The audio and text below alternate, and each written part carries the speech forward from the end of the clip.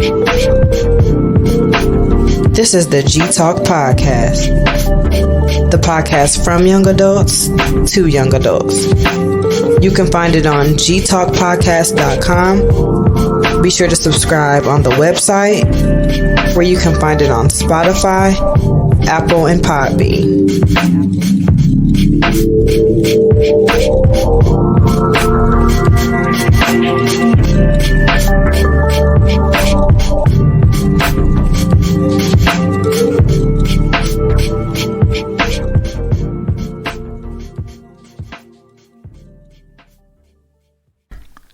All right, y'all. Welcome to the G Talk Podcast. We will have sound effects. It's just going to be added later. But I got Veronica and Chris back in the building. You know, the last episode that we was on, which was two of them ago, we was podding. Like it was very cohesive. No, for Okay, sure. cohesive. And when I was listening, because I just listened to it because I didn't really do much editing on that. And when I was listening back, I'm like, damn, like I'm listening as if I wasn't there. I'm like, damn, this is like a good ass podcast. Yeah. But I got Veronica and Chris in the building. How y'all doing today? Go ahead. Oh, I'm good, y'all. Sorry about last time. I was coming from brunch. Today I came from a bar crawl, but it's so much better than me coming from brunch. I was drinking, but this week I'm drinking. I was drinking, but this week I've drunk a lot less. So you mentioned the bar crawl. Tell us a little bit about that. I did. It was cool. I was low key, which is what I be like sometimes. I went by myself. Shout out to Jasmine and Xavier for dropping me like a hot potato. Damn. So if you listen to this, then you gotta do better. Slide out. Correct. Yeah. Especially you, Xavier. Looking at you. Did they commit and then bail? Correct. Hey, I ain't gonna lie to you. That's.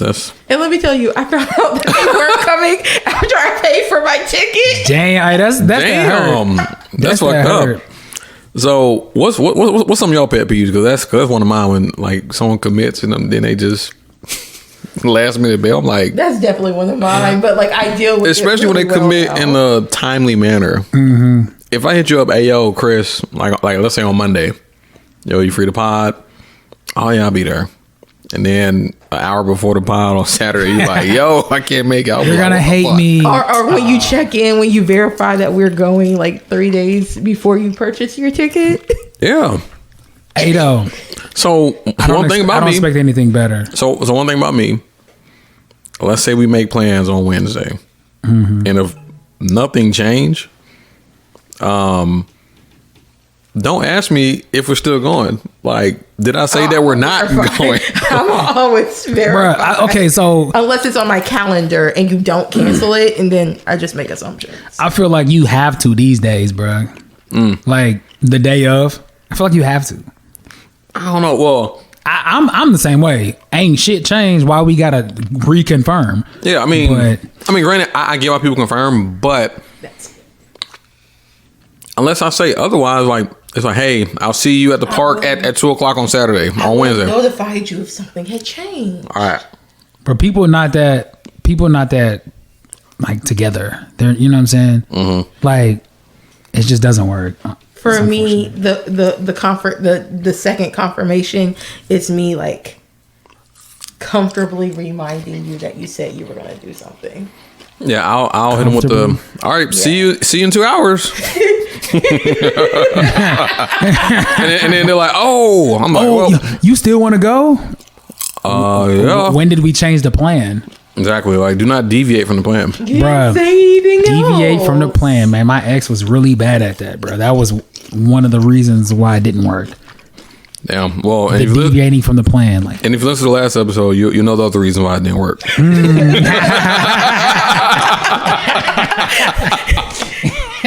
Woo! Sus told him who he was. He just didn't believe it. Hey, man, my eyes was wide open. Yeah.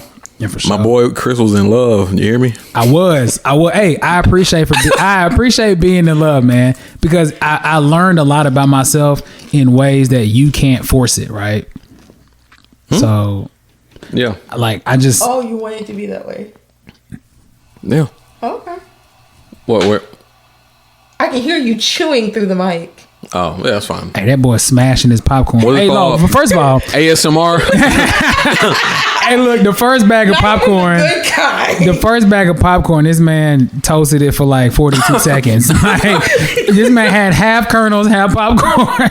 Nah, facts. Like the popcorn didn't even take up half the bowl.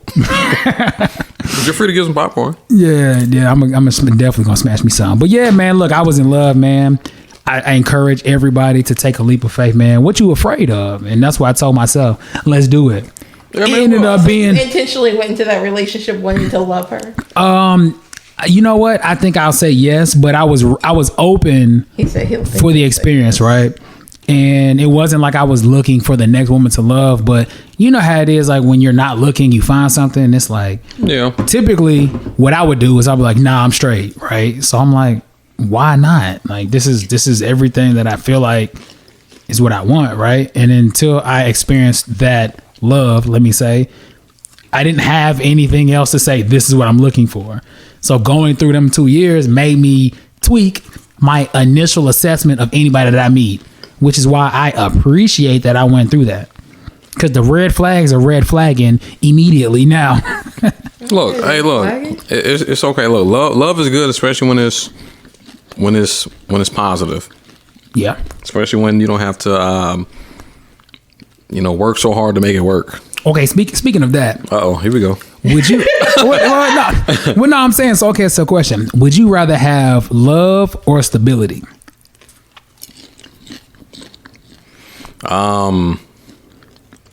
I guess that's kind of a loaded question. So, let's say, so what you're asking, would you rather have love with, like, you love someone, like a partner, or you alone and you're stable? Okay, so we're talking about in a relationship, right? So I'm single, I'm stable, like I'm good, right? I'm looking for somebody to love. Would I, if you had to choose one, which we all understand most people want both, if you had to choose, do you want the love in the relationship with you and your partner, or would you like to have a very stable life with your partner? I guess what he's asking, because I'm thinking the same loophole. Okay, go ahead. Probably is that, are you not stable? Regardless, you yourself not stable, regardless if you have this love or if you don't. You're stable as an individual, but we're talking about in a relationship. Okay. I mean, can two things be true? It's Right. either or today, though. Okay. Things can be true. In this situation, it's either or.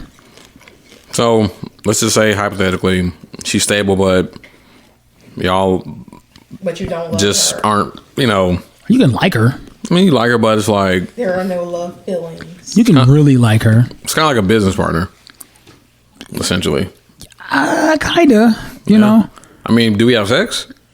I hope you do. Definitely. I mean, look, you don't have. Not lovingly. Yeah, we don't make love. We just we just Y'all just fucking. we just bone each other, shake each other's bones. Hey man, but look though, would you? I mean, I think it's a thing. Like, would you rather have that like true love with you and your partner, and you go through a lot, but love prevails, or would you rather have a stable life where you literally do have a life partner and everything in your life is easier because y'all are stable? So an emergency to you guys is looked at as an inconvenience, right? Mm-hmm.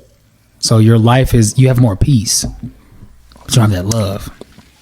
Well, objectively speaking, and from what I've seen from my peers, I'll probably choose the stable because in an older pod, love don't. Hell, we said it the last pod y'all was on. Love ain't enough. It's not. It's my ideal situation is I love you and you're Right. stable. Right. Exactly. Or because it and you can love someone, then you cannot love someone. Yeah. So there's a lot to bank on. Yeah. Veronica, you ought to lean back. I just wanted to be able to see, All right, go ahead. Yeah. Your turn. I'll be honest, I'm a girl, so I can't be long term in a relationship where I don't love the person that I'm in the relationship with. Right. But I'm gonna keep it 100. I can also be very selfish. So as long as I'm good, I would have to choose love. Okay. What do you mean by that in my droopy voice? I mean, because like that was the caveat. You as an individual, you're stable, but the relationship is not as a unit stable.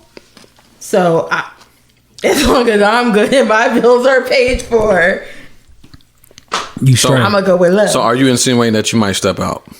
Huh? But still keep the relationship? If you can, you can hear. You heard this, I man? heard the sun that came out. Oh, okay. The sun came out. Anywho, back to you. No, but, okay, so the essentially was I know. clarification for the question. Well, What do you mean? Like, I don't mean that I would have to step out. Like, let's say the relationship is unsteady, like unstable. I assume that meant financially. It could be like it could be financially, or it could just be like situationally. Like y'all have the love together, right? But maybe y'all are like you just lost your house, right? Or like one of your, just No, you mean he y'all done lost his house. Because you said No, as but an individual, you are stable. Yeah, but this we're talking about within the stability to Veronica looks like having somewhere to live.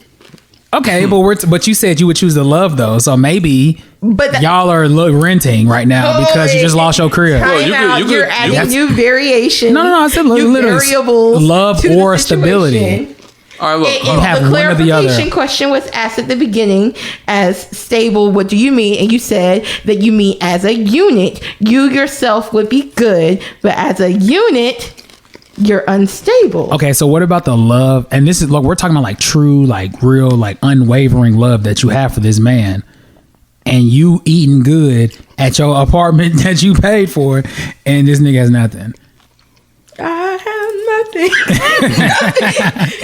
You know what I'm saying? Like, I don't know. For me, it's different. Just like, okay, I'm Nigerian, right? So like, my parents have an arranged marriage, or they had an arranged marriage for 35 something years ago, right? But so, did they grow to love each other? they did. Yeah. Right? So I was gonna say that, like, back in the day, or certain cultures have arranged marriages, but at least they're stable on how they start. Yeah, Because I would imagine that it would be long lasting if you have there's definitely a plan. like a solid foundation, then figure out the icing on top part. Yeah. Because like, look, I don't know you, you don't know me, but we both come from good families, so let's get married. And then, I actually kind of like you. Oh, you know what? I kind of love you. But at least if everything fails, we still good. Like, yeah. Like, life is straight. Like, it's way more That's peaceful. the answer I expected from the two of you. Oh, hell. Here we go. Nevertheless, I can't stick in a relationship like that. I feel that. Like, I can't sleep with a man and be like... Because you are an American. You Americans. No, I don't know how to respond to I feel you. I mean, but see, to be real with you, I don't think that there's a true answer because, like, people that love, right, long to find that.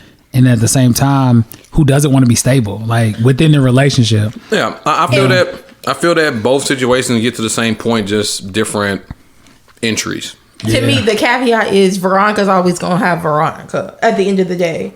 Like, Veronica's not going to be in a situation where she's carless or homeless for long stints of time. Look. And by long stints, I mean Veronica needed a car within 3 days. So Veronica got her a car within 3 days. Which is fine. But you the man that you love just wrecked his car, right? Right. So but he can't afford the new one, but that's the love of your life, which is true love. That's what I'm saying. So The for instability's me, there. Veronica's always gonna find a way to hold down Veronica. But we're talking about your relationship. We know you straight. I'm talking about the man that you are in true love with. I think that depends on how much help and how much, and we'll get to that. How much Yes, the yes. man is willing to accept. Because you can lead a horse to water, but you cannot make that motherfucker drink. Right. All right. Gunshots right there. I'm gonna put that. But Yeah. in closing with this topic, which is a random tangent, it was a good one. But Super random. I believe in partnerships, For sure. teamwork. Teamwork. You know what I'm saying? Like, look, a relationship is a team. Team. I would hope that the woman that I'm with would have my back Correct. if I lack, because I can't be Ooh, perfect okay. all the time. Absolutely. Correct. And I feel that it's a pressure on men to be perfect all the time, especially in America. You know, Man, especially with this inflation, the consumer price, this new age life, the modern man It be, with the modern woman. it be funny Hey, when man, what you trying to say? I love the modern woman. It's the woman. This is the era of the woman right now. This is y'all's era, but traditionally, you know what? it I is. think this is the perfect time, but people just got to get out that old mindset. Yeah, bro, we got to. But also, a lot of people want the traditional like construct of your family, like the man as a provider. But if we're looking at the non-traditional new age woman, Yeah, bro, she's not in the house. So like, yeah. what are you gonna that whole do? concept doesn't even exist. But I feel like a lot of people are still holding on to the financial aspect of the tradition, but like want the new freedom. And I feel like And that's you can't where the have issue- both. You can't, bro. I feel like that's where the issue is a lot of That times. is. Yeah. Because you got a lot of people who want to not do shit, but expect everything and not have to pay a price for it. Exactly. Like, oh, what you mean? You know, but it's a woman's era. Women are business owners, CEOs, Yeah, especially black women. Y'all doing the damn doing thing. your thing. If you a You black know. girl, if you a black girl, do your thing. Would y'all ever date outside your race? So I'll be honest here, everybody. Listen up. No, I'm just playing. But my daughter is half Puerto Rican. So you know. They black. well, okay, all right. So, it depends. All right. So, I think there are black Puerto Ricans, and I think there are Puerto Ricans that don't identify as black. I can't say Correct. white, but let's go there. Yeah. Okay. Yeah. So, it's interesting, right? So, Okay, so you got a from cute a little baby. cultural, my daughter is beautiful and she's gorgeous, and I love her, and she's sweet and she's sensitive and He she's would've smart. said that And she's regardless. but look, and she's direct, and she's just like me in those senses, right? And I love my daughter to death. My child's mother is where I definitely wish that I would have been married to whoever I had a kid with, right? Because now, like, I think we have difference of opinions. And culturally, it's deeper than just how I think, right? So for me, I'm like, okay, I don't think that I can date outside my race, because there are a lot of similarities between Africans and, we'll say, Black Americans or Black whatever other culture there is. But when you've got that white-skinned other culture, I notice that's where the differences come through, and then the cultural differences are too. So it's Okay, a compound. A clarifying question, Chris, All right. for you specifically. Yes, ma'am. Do you consider someone who's Popcorn. you mean popcorn? like, Hey, we tearing this popcorn up. Everybody got the ASMR. it's like the cheese. But popcorn all is over again. looks like oh yeah, but popcorn is just, you just can't have one. You just got to just, and it's not even filling, so you just keep doing it. Excuse me. Champagne and popcorn. Yeah, champagne and popcorn. No, it's really That might be the name of the popcorn. episode. Champagne and popcorn. Rose and popcorn now. Rose. Rose. I knew you like that. Veronica, what's your question? Do you consider dating someone who's not Nigerian but is from the diaspora out of your race? Outside of my race, I would have to say yes, for the fact of I come from the village, right? So my parents are direct immigrants of Nigeria. They came and had their children in America. We went back to Nigeria, went to the village, and then we came back to America, right? So for me, it's slightly different because my entire family still lives in Nigeria. It would be different if I was like a generation or two past and my parents were here and I was just American, but I'm Nigerian descent. Right. For you would me, then be an African American. right. But for me, I actually have direct ties to Nigeria. So if I'm bringing a Black American, a woman that was born in, let's just say, Texas or Louisiana, Or Memphis. right? Memphis. Although we are still Black, she is American bred. And I was raised in, People consider her. I would, because when you go back to Nigeria, you're not going to know anything about our culture. Now, you can be acculturized, or I can teach you and you can learn stuff like that, right? But until you're exposed to that side, it's hard for me to say, oh, yeah, we're the same, because culturally, there are going to be a couple of differences that you may or may not be on board with, right? So you, in fact, do date outside of your race. I guess you can say that. So this is the interesting part for me, because I was also raised in America, right? So I'm Americanized as well. So it's a really technical answer. It's hard to really completely answer that, but it's more so the compatibility fit with me and my people, right? That's what's more important for me than if you were born in America or Australia or whatever. Like, you know, you could be African born in New Zealand, you know what I'm saying? Like, it's different from a cultural perspective versus the location of where you were born. It's really about the mindset for me. So, All right. Well, we're gonna get into our news week. right. Now what we really came to talk about. Yes. But good conversation. Yeah, for sure. Excuse me for my popcorn. He don't care, y'all. Don't excuse him. But anywho, I just want to thank y'all for listening, man. Real talk, because some people say I have a nice podcast voice, and I didn't really like my voice at first. So You do have a good podcast. So shout out to people, those who think I have a good voice.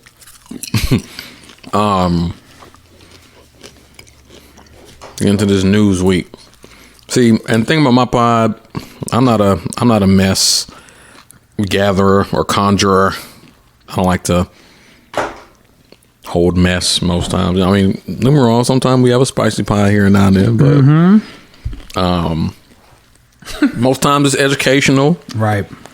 And it is literally like the conversations from young adults to young adults, and it's a simple yet effective concept. So, and also too, on the last episode, Kirsten, she's going to help me with my social media presence, because that's literally what she does for a living. So just be on the lookout for that.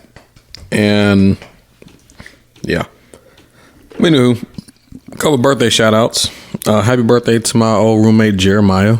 Happy birthday. Dirty 30. Welcome to the club, Free. Turn up, bro. Damn, you are older than Jeremiah.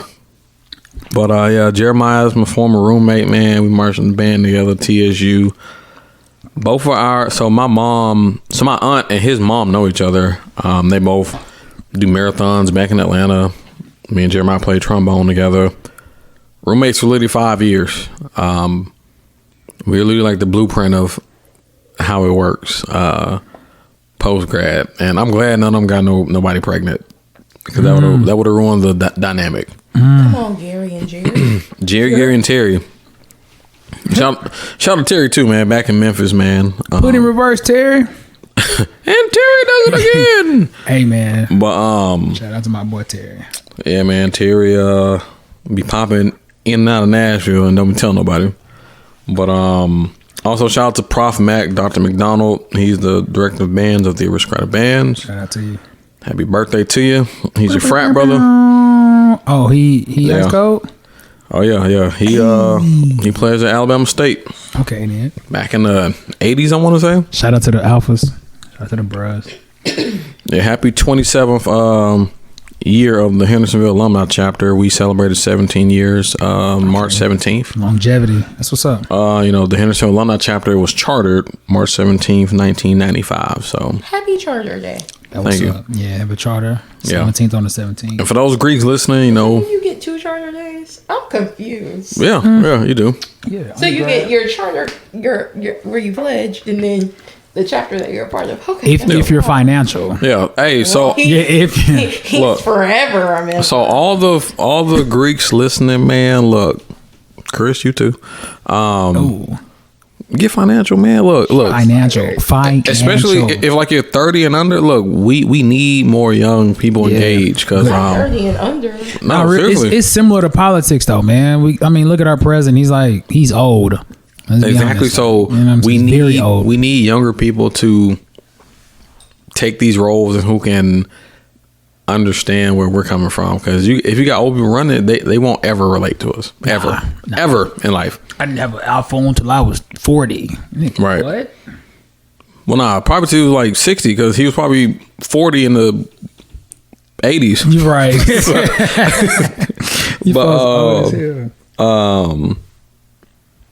So no more daylight savings coming 2023. Yeah, 2023. Excuse me. Man, you were 10 years behind. Had a 3 at the end of it. I said So 13. the Senate passes bill that will make daylight savings time permanent.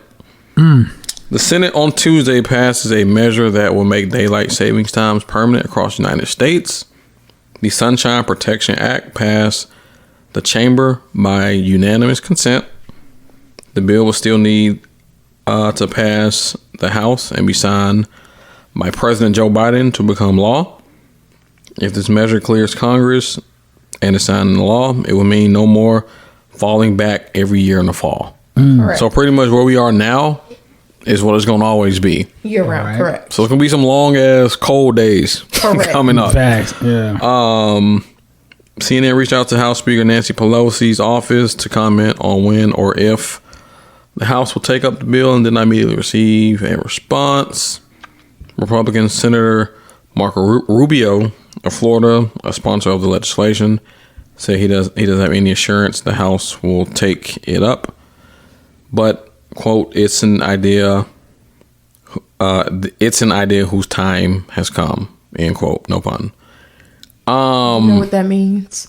It means when it starts to get cold, your children who go to school like early in the morning, so like here in Davidson County, that's going to be your high school students, they're going to be on their bus stops in the dark.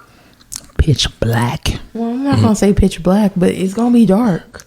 I mean, when you talk about kids, that's black enough, right? Like, But see, I don't know. It's like, and make sure y'all streetlights work. I ain't gonna lie, like this time change been kicking my butt this week. Like I was sluggish Monday, Tuesday. Yeah, I'm like, bro, I lost a whole hour. Damn, Man, I needed yeah. that. Yeah, I needed that. I felt no effects. I had jet lag, man. Must be nice. Well, that's because you work from home, Like, sucker. Sucker. That's because you work. I'm a sucker for working at home. Yeah, This sucker. isn't working for the state. Look at God. Whatever. Interest rates are rising. Everything's rising. But This is the How measure to much? fight inflation, though. The Fed chair Jerome Powell. It's funny because Jerome Powell is a white man, and Jerome Powell. his name is Jerome. Jerome. Powell. Hey, Jerome, what's up? Hey. Well, I think that. But it's funny because they call him J Powell. They probably Not Jay Powell. trying to hide his blackness. He probably got a black mom. Yeah. Black they hate this grandma. man. Right. Well, okay. So, question: what are the Fed rates rising to? Interest rates. Where they going? Not much. I know that ours raised half a basis. Well, it's like a quarter or half a basis point. All right. So for the people who don't know what that means, Okay, break it down for me. well, you know what I'm saying. Let's keep it real. Simple numbers, because you know, me and Garrison, we're in banking world. We understand what that means. But for the people who don't understand those points, raw numbers. What does that look like? So essentially, when you think of interest rates, just think of the cost to borrow money. Whenever we went through this pandemic, we actually had easy money policies. I mean, money was cheap to borrow. We did. Like you can get a mortgage for under 3%. Man, look, I'm not praising Trump, but under his administration, he was passing some crazy laws for small business. So, Well, that's because he was a pro business period. Big business, little business president. This Exactly. person, Biden is more of the people. exactly. So, you know, when Trump was passing some of these rules and legislation for like small business, I was definitely shocked. I'm not going to lie, because it was bizarre. that small business benefited this much, and I have a small business, so I benefited a lot more than I was ever expecting, you know, which I loved, which right now I'm not too thrilled about what's happening. Yeah. Does that only affect new loans, or is it retrospective to loans that have already been taken out? New loans. Just clarifying for the people. So the Fed approved a 0.25 percentage point interest hike, the first increase since December of 2018. 0.25. So rates, and this is I want to say it's the prime rate. Yeah, the first time they raised it in damn near 4 years. But essentially, this whenever the Federal Reserve Bank does this, they try to deter borrowing. They want to cool the economy down. They want their money back. And if you do borrow, it's going to cost you a lot more. We'll get all that. See, the problem is inflation is so high right now. When inflation went up, let's look at a stat. According to CNBC, inflation rose 7.9% in February. Right? And food and energy costs the highest in 40 years. So not only when you borrow money, it's going to cost you more, your day-to-day activities, food and your light bill and your everything else that consumes energy, which at this point is everything, cost more. The most it has in the last 40 years. And wages aren't moving. So your actual money is shrinking. It's important to understand that concept. Like your usable cash, take home pay. People say take home pay. I say usable cash. That number is shrinking. It's very important to understand that. Yeah, the consumer price index, or the inflation rate in January, it was at 7.5. Now it's at 7.9. So, if you look at like even small things, like let's say your Chipotle burrito goes up $1, that's technically a lot. That's a lot. No, for sure, it's a lot of money. You know, for imagine Chipotle at least. Shoot, eggs are like, I buy a dozen eggs from Publix. You must eat a lot. Them hoes like $2.70. Are you rich? Publix high. Which is a lot, but like that's the Publix brand. Yeah, we ain't talking about the cage free and all that. Cause them hoes like the eggs with the stamp like $6. Yeah, it's some eggs. Yeah, nah. Yeah, it's crazy. But yeah, just interest rates are rising, and they said they expect 6 more rises this year. So what that means is that we got to take our own financial plans into our own hands. We got to plan and we got to be strategic, and that's still not gonna handle everything. I mean, because think about our investments right now. If these companies start tanking, you're losing your investment money, which is a great time for people to just hold your positions. I am not giving you financial advice, but I'm telling you, understanding how the stock market moves. If you're looking at these crashes, the Great Depression, you want to look at the 2008 housing crash, you want to look at COVID or the start of the pandemic in 2020. The market is a roller coaster. It tanks and then it rises back up, and it tanks and it rises back up. But over the last 100 years, it's traditionally risen in a long-term view. So if you're losing money and you're younger and you can withstand these next couple years, I'm not saying take your money out, or I'm not saying, invest more, but just understand that this is just a rough patch, right? So it's interesting. You know who I really feel bad for are the people who are looking to retire right now. People who took a really large hit on their investments, right? I maybe had $2 million and I got 1.3 overnight. It's rough. Yeah, I mean we're real deal living through a real life economics situation.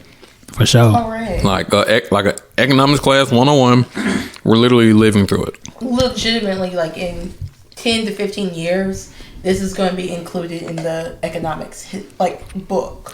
No, absolutely. But I think it's also important too, though, that people who are around their 30s, this is probably the first real economic like situation that we've been able to like do something about, right? So the '08 housing market, I think if you're 30 right now, the '08 housing market, I think you were like 16, right? You couldn't really do much. You know what I mean? So give or take, add the years, do the math, whatever. You were so young that might not have counted, right? So then now coming through COVID, the pandemic was a great time to invest. When the market immediately lost money, like I lost crazy amounts of money, right? Should have been a time for me to jump in because it's rebounded and it's gone up, right? So that was the first time, okay, you missed an opportunity, right?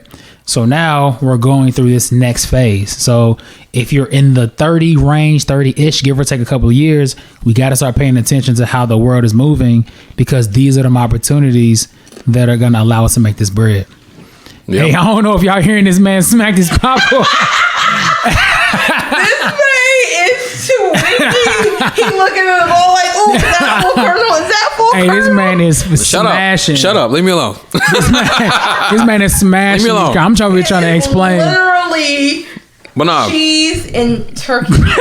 But not real talk though. Yeah, like with the '08 housing market, if we were of age, we could have bought hella cheap houses. Yo. And honestly, I talked to Granny about how much they paid for their initial property. I'm telling you, so I could afford that right now if only. It's all about timing, and there's a lot of older people in Nashville who own prime real estate now that they pay dirt cheap for. But then or have turned investment on, like they've turned it into like what's it called when you earn money? Okay, so they've turned it into profit. So my grandmother has a duplex. She rents that out. Yeah, like imagine if you graduated from TC right now and wanted to buy a house. Unless you're making $500,000 a year, come on now, or you got parents who can give you $500,000 down, and it's difficult. I don't plan on buying property here. Probably not.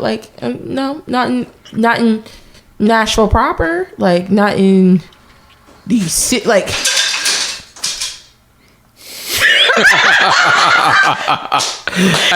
cool.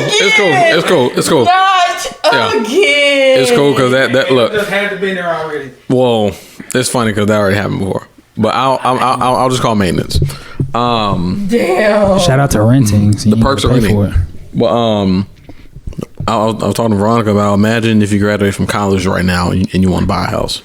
If you live in Nashville and you just graduated from college, it's not possible. Yeah. At least in Nashville, it's not. Unless you come out making like $300,000 and you got like $100,000 in the bank and. Well, I mean, it's crazy. Well, even that, you still might get bought out. Because people from California are like, "Hey, man, $400,000 house, cash." Let's be clear. People are builders are coming in and paying cash and paying over asking price. Yeah. So it's really difficult for an individual to get new property here. Especially if you're a single owner or a single income. Correct. Yeah, man. Yeah. But the thing is, the people who own these properties in Nashville are selling, and I think that's a problem, right? Because I think though you gotta really know somebody who's willing to sell to you. You do for sure. You gotta know somebody. Yo, I'm not motivated by money, but I'll sell to you. I had somebody, right? And see, that's the problem. Most people in Nashville who are willing to sell are being motivated by money because they're seeing a number that they've never seen in their lives. But that's where it comes into financial literacy, because if you're willing to sell your house to someone who's willing to buy it for, it don't even matter, site inspection, we don't even have to do an inspection, we'll buy that, they're willing to pay way more, right? Correct. At the same time, you already have the gold. Why don't you just invest a little bit? Because the equity and the value of this house now, it could double. I mean, let's keep it real. These houses in North Nashville or on Jefferson Street or in all parts of the area, I mean, South Nashville, East Nashville, I mean, the city limits of Nashville, these houses weren't worth that much. Let's just say 5-10 years ago. They did the expansion of 65 North. And then they redid 440 was very recent, but still, they came through with the gentrification project. And everybody knows when gentrification is happening, what they do, put that rezoning meeting sign outside Correct. your neighborhood. That's when you know gentrification is coming. But the problem is we're not going to the meetings. We're not voting down what they're trying to change. So if your house has to have 8-foot fence and your grandma, since she's had this house since the 40s, got a fence that's 5 feet, she's not out of code. Is grandma going to be able to afford all this new fence, or is someone going to strong arm her to selling her house for $200,000? Well, let's be clear. In Davidson County, the issue isn't necessarily that homeowners can't keep up to code. The issue is that they're being priced out on their property taxes. No, that's true. Because that's true. I'm just going to go ahead and put it out there. Vivian Wilhoit put out a lot of programs to save people from that issue. But people didn't use it because people didn't know about it, because people do not know their property assessor. Because my grandmother owns 2 properties. I work in the campaign world. Like, of course, I leverage my relationship to be like, hey, yo, like, what's available for my grandmother? Yeah. And that's not common specifically in this county. I think asking the right questions. Like, I think people ask a lot of questions, but asking the right. Or knowing, like, to ask for resources. Yeah, really Yeah. just asking in general. Asking sometimes in people general. don't even know what questions to even ask, or like even who to A ask. lot of people don't even know what a property assessor is. Yeah. All right. But our last portion of Newsweek, because we're already 41 minutes in. Are we? Yes. So the Southern Heritage Classic organizer is suing Jackson State and Conference. Good for them. A little over a month after announcing that they would play one final game as a part of Memphis's Southern Heritage Classic, Jackson State and the Conference are being sued by a Southern Heritage Classic organizers for breach of contract. Correct. According to I think I texted you about that, but according to a complaint filed by Fred Jones, company Summit Management Corporation, the organizers of the Southern Heritage Classic, Jackson State University, violated an agreement to play in the game through the 2024 season. And by the way, Fred Jones is actually I want to say uncle of Darian Jones, who I marched in the band with. He played Q, played trumpet TSU. That's his family. The Southern Heritage, his company, Summits Management Company, is asking for $1.8 million in damages after Jackson State and head coach Deion Sanders announced that they will not participate in the game in 2023 and 2024. Jackson State entered into a contract with the Summit Management Company in 2019 to play in the game for 5 seasons through the 2024 season. Summit Management claims. Game. Yeah. I feel like every time I've talked about this, I've said that they were breaking contract. Yeah, because I remember. Yeah, matter of fact, I tweeted. I said, "Isn't that breach of contract?" It's absolutely breach of contract. But anywho, yes. Okay. But we'll be back with our next topic. It's about how much would you extend help to a friend. So we'll be right back. All right, y'all, we back. So, what is the furthest that y'all would go to help a friend out? Okay, are we talking about financially or emotionally? We talking about In general. We talking about everything. All right, so Because legally, hey, Mr. Legal is in the building. Mr. Legal is back, y'all. We are back in the building, Just man. call me Mr. Legal from now on. But not real talk though. Like, let's say, your friend is down bad, in a bind. To what extent are you willing to help them? Because I saw a tweet earlier this week. It was a married couple, and then the wife's sister who had a daughter or a kid, I forget which it was, but they needed to stay with them. I think I seen this. Yeah. And The husband was wild. Yeah. The husband's like, man, fuck this shit. Like, he was like, hell no, I know something for this shit. Yeah. So it just made me think, like, to what extent are you willing to help a friend out? Okay. So for me, I don't use friend lightly, right? So if you're my actual friend, I'm willing to go a little far, right? Now it also depends on like what type of situation you're putting me in, because I got a lot of shit to lose. I'm gonna be honest with you. Mm-hmm. So that's kind of where I draw the line. Like, I got a kid, man. I got a couple of promotions is coming up. I got some job offers. I'm going through some background checks. I'm doing some fingerprints. So am I gonna get in legal trouble trying to help you out? Then hell no, because legally, because I'm Mr. Legal himself, right? So hell no, because if it's one thing I learned, you gotta look good on paper, right? You can either be black or have bad credit. Oh, damn. We're already black, so you can't have bad credit, right? So on paper, we gotta look good. So that's where I draw the line. And also distance. Like if I can't drive to you, I can't fuck with you. Like, my homeboy was running from he's running from the police like some years ago. Oh, hell no. He's a fugitive. Yeah, this nigga was on the wanted list for the city. Jesus Christ. Right, because legally, his ass is locked up. His ass is through legally. He was gone, right? He just knock on the door like he ain't wanted. I'm like, where the fuck you doing? But he pulled up in my crib, right? Did he tell you that? We knew. It was out already. Okay, so I'm like, damn, okay, come in, right? Wait, No, this is my guy, right? So I'm saying like, all right. Yeah, so it's my guy. Until legally the police show up. I'm gonna say I was asleep. I didn't know nothing. So, but no, like because I didn't have to extend too much effort, right? It's like, okay, you just need to lay low somewhere. You have no ties to this area, so like, okay, cool. It was more than 7 years ago. Yeah, Like, this was definitely. My forearm ass cannot reach that. Shout out to the short people. So it was definitely statute of limitations has been passed on this, but like I'm not saying no names or no situation, so nobody knows what I'm talking about except maybe 6 people. But like I didn't have to overextend anything to help him, right? I was just like, okay, you need somewhere to lay low. But if you're like, hey, come get me from Louisville, like bro, that's like 4-hour drive. Like no, I'm not. 4 hours. I don't know how far Louisville is from here, but I feel like it's kind of far. well, it might. Well, yeah, it might be 2 hours because 2? Damn, I'm tripping. no.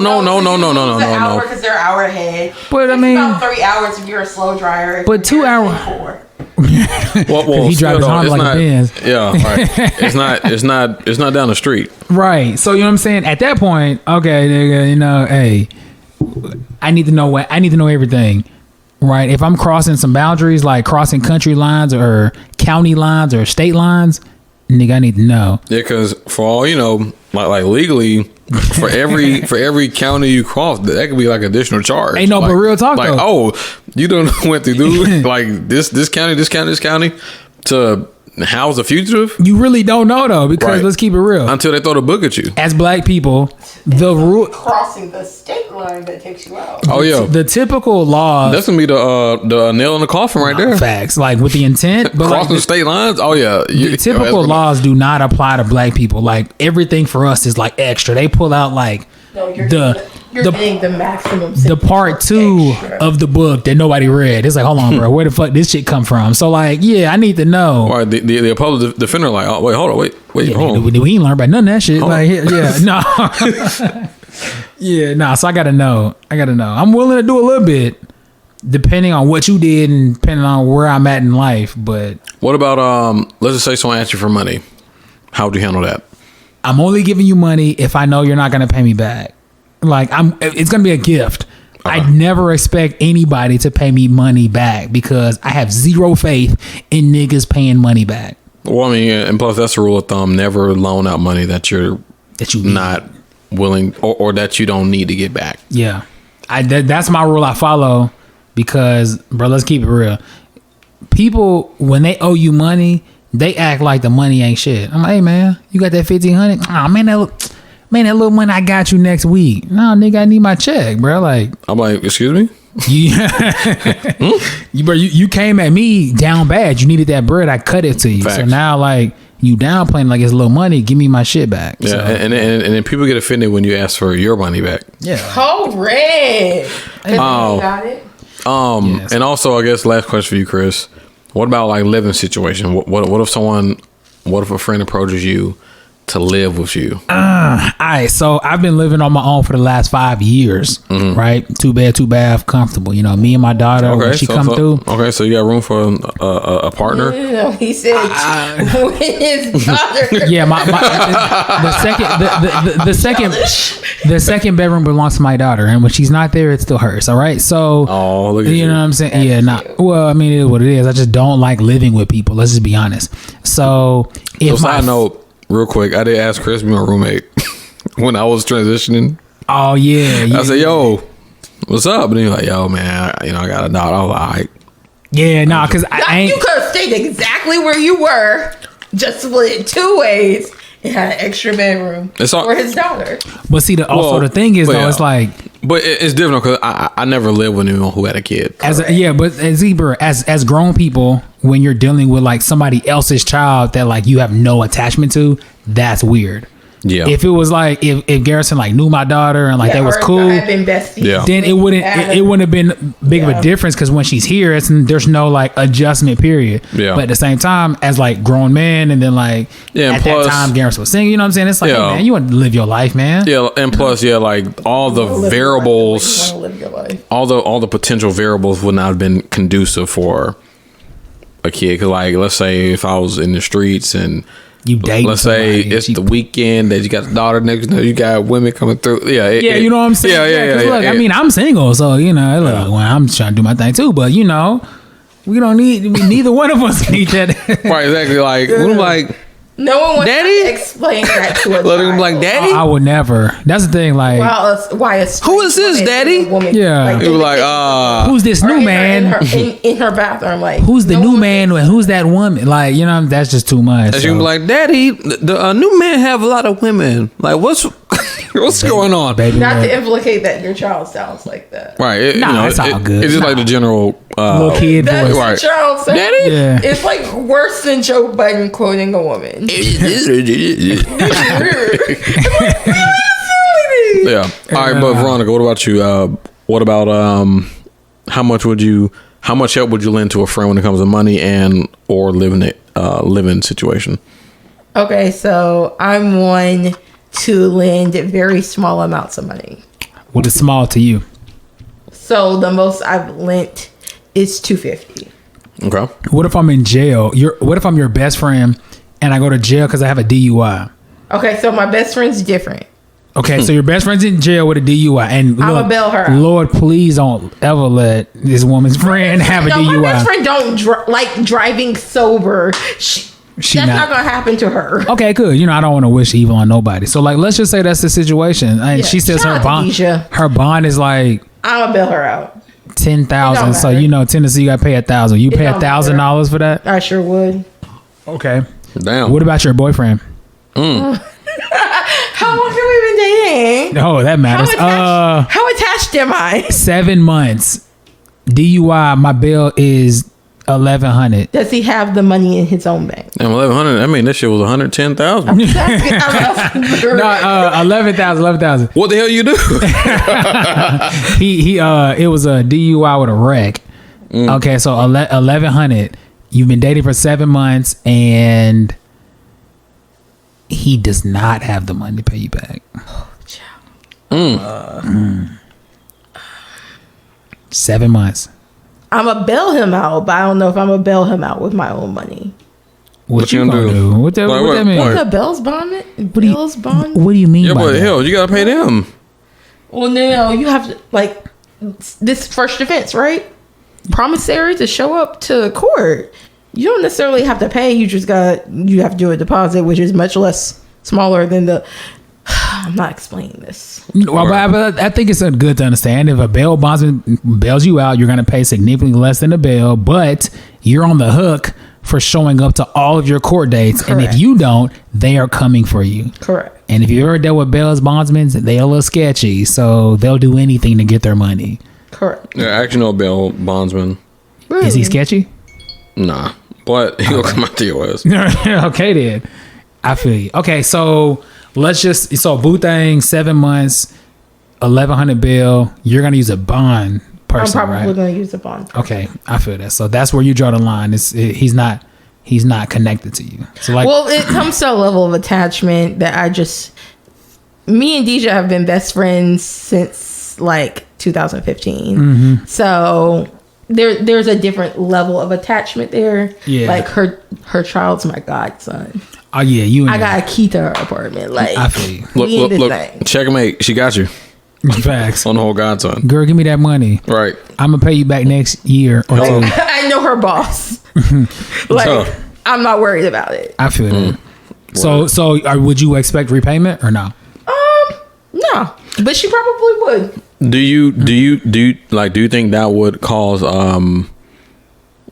Like a rift or tension? yeah like It would a cause rift tension in your. because I would then be concerned because that would be out of her character.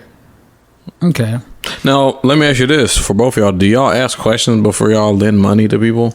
Yeah, I'd be the person to listen to the whole SAP story. Yeah. I need to know either how bad is this or how far are you willing to lie for this money? All right. Correct. So I want to hear the lie. I want to hear how far you're willing to take the lie and how well thought you've thought the lie out. Yeah. To answer the question. I need effort. I 'Cause need my thing is, theatrics. like, if you get caught in the lie, I'll be like, well, damn, sorry. You just lied. Yeah, like I need theatrics. I need everything, right? I need you to come up with the best scenario ever. And lie like you're going to pay it back. Yeah, and the thing is, I've said this on an old pod, but like, yeah, like you got to do like a credit application. All right, when you plan on paying me back, pretty much, what's a comfortable payment that you're comfortable with paying me back? Oh, Yeah, payment yeah. plan? Yeah, because No, sometimes- yeah, no, that's true though. Yeah, because like, all right, tell me, my lump sum so back. like, if you tell me, all right, I give you a band, how much are you comfortable with paying me back a month? Because then we can go off what you say. Because I can't just say, hey, yo, I need $200 a month, because that might not be in your budget. Yeah. But see, I don't think, other than like my best friend, I don't have too many friends I would loan that type of money to. So yeah, no, that's true. You know, one I of also my tend not to make friends that would need that. I'm trying to shed those people from my life like No. a snake. But Nah, you know, for sure. like, look, life happens, and Life be lifing. yeah, you know, remember like, what I told y'all sometimes about my friend? people will come at you and like will real deal express their need to you. You remember And- what happened with my friend that got in a situation? Yeah. You know? Now she ain't me for no money because that was a no. But you know, had she be in the same situation? Let me tell you, there's this guy from high school who was a year younger than me who randomly reached out to me like while I was still in undergrad. He was like, I want to take you out on a date. And I was like, what? Why? Like, I don't talk to anybody from high school. Like, but he pressed for like weeks. So I finally let him take me to like on a date, quote unquote. Why I have to pick this man up? And that should have been red flag number one. No, they would not should have. That was. Exactly. Because I don't let people pick me up on the first date, period. And see, and the thing about that, you weren't even in love. Oh, for sure. No, but And it it was gets stable. worse. It gets worse. So we go to lunch. where y'all go? We went to ML Rose on Charlotte. Okay, all right. Emma Rose is Yeah, you know it's cool. it's straight. Yeah, it's light. Veronica back then was still like appalled, but nevertheless, excuse me. So we're sitting there. I ordered the loaded waffle fries. It's been my thing for a long time, right? Yeah, This man orders nothing.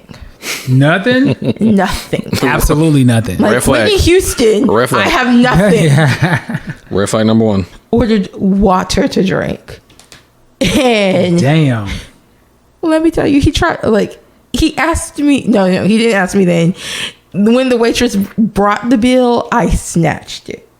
Because I'm like, I don't want you to really feel like this is a date, because this is not. This is not. He done told me all about his life, how he got 2 children. I'm like, bro, you've only been out of high school like 3 years. No, I'm not judging, but I was confused. And on my way back to take him to wherever I picked him up from, he asked me for money, and I was like, damn. you did not just ask me out on a whole ass date To ask me for money. And you paid for the lunch though, right? Yeah. How much you ask for? Finessing. I mean, How much you ask for? Go ahead, tell us. he asked for rent money. Oh. And you know what Veronica's response was? What'd you do? Cut on the check. I guess you gonna have to move back in with your grandma. Damn. How much? Well, how much was rent then? Because inflation was lower back Right? then. It was Yeah, like, rent it was like affordable. Like, Rent it was affordable. 500. Oh, 500. Yeah. I mean, but still, though. Like, No. But to I was ask still in but to undergrad. ask a girl for the first date Yeah. for 500, It had the audacity to tell me I was not a ride or die bitch. No, my nigga, I'm not ride or die for you because I don't fuck with niggas from high school, period. And I made an exception, and you want some bullshit. you should have shot that nigga. That's what. Dropped him off with the swiftness, put him Chris is on not violent. block. He done created a whole new Instagram page just so he can follow me. Damn, so he down bad. No, this was years ago. So Is he still down bad? I don't know. Shit, I don't care. Is he doing Bitcoin now? I hope not. Well, I hope so. Like, I hope you Yeah. had found some money to invest in Bitcoin. I Hey, don't so, okay, know. so I got a question. So what happened if you would have let's just say you was with the high school babe, right? And dude was like, "Hey, I need 500 for my rent." And then fast forward 8 years later, this man is like a mega millionaire. Like, Okay, it's been 8 years. He ain't. Well, I mean, we know. From what I hear, he's still playing like recreational football in aspirations to make like the NFL. Damn, so my boy can't let that hurt go. Okay, So, did you ask him why he needed rent money? I did, but I won't share all of that information. I done told a lot about this man. Does he listen to the pod? I don't know. Oh, okay. All right. Well, I guess for me, so I was talking to Veronica a couple of days ago. So sometimes you gotta stop things before they even start. That's what he Yeah. said. So like, if someone want to live with me, I'm like, sorry, I can't do it. this ain't what you think. Because the thing is, people like to take advantage of you. Because let's say someone says, "Oh, I only need to stay with you for a month," right? And then at the end of the month, they haven't made any progress.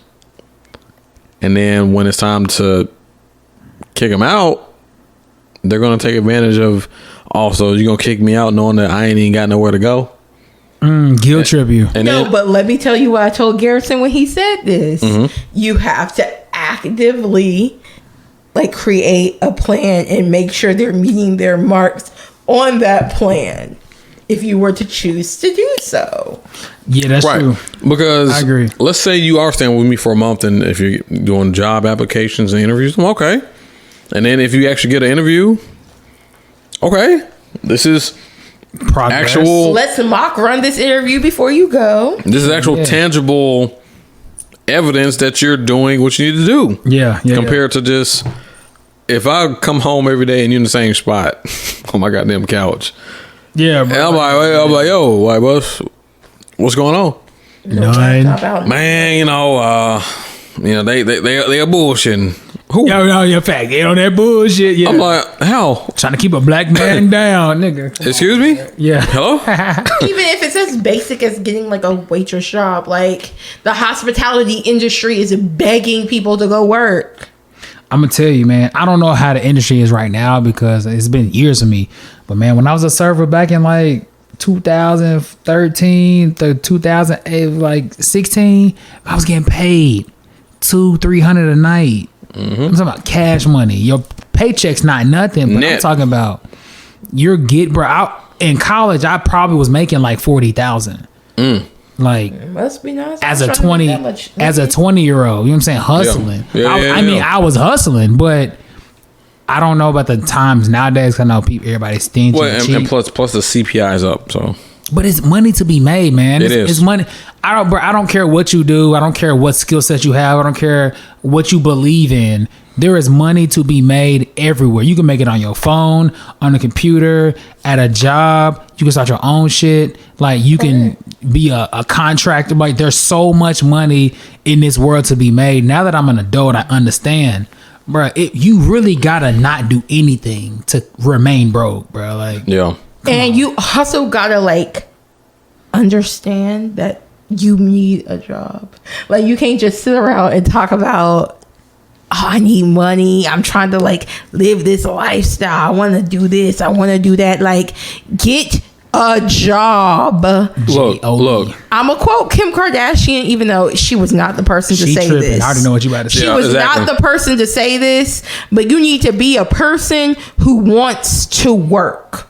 You need to show up and want to work. I don't care if you hate your job. Guess what? Over 80% of people hate their jobs. 80%. Let's talk about that. Let's not, because we keep getting on these tangents. That's Well, Work. just to reply to what you said. I mean, look, we have to do what we have to do to get where we want to go. facts. At some point, you have to accept that you're an yes, adult. like, because things just don't happen out of nowhere.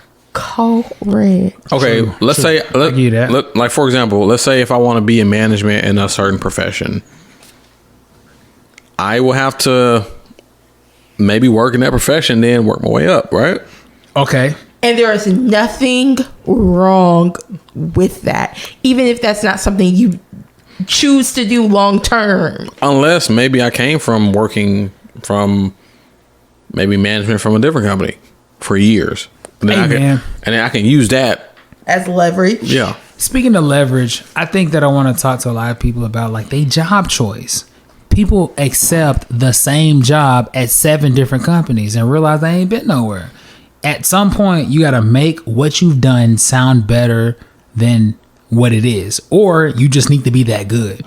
Because if I was a server, right, I can craft my resume to sound so good, you think that I'm ready for management. Correct. But when I talk to you during my interview, I will tell you what I did as a server and what I see in management's perspective for me to get that job. That's how I got in management. I took all of my retail experience, and while some of it was not quite as accurate, but like I took my retail experience to depict the fact that I had managed people before. Yeah. Even though I was a peer to the people that I was managing. Yeah. So like if you worked as a, we'll use retail terms, like if you worked as a salesperson and then you got moved up to a key holder, like Yeah. a lead, Yeah. That's The person that can technically- override some other people. managing, use that to boost your skill set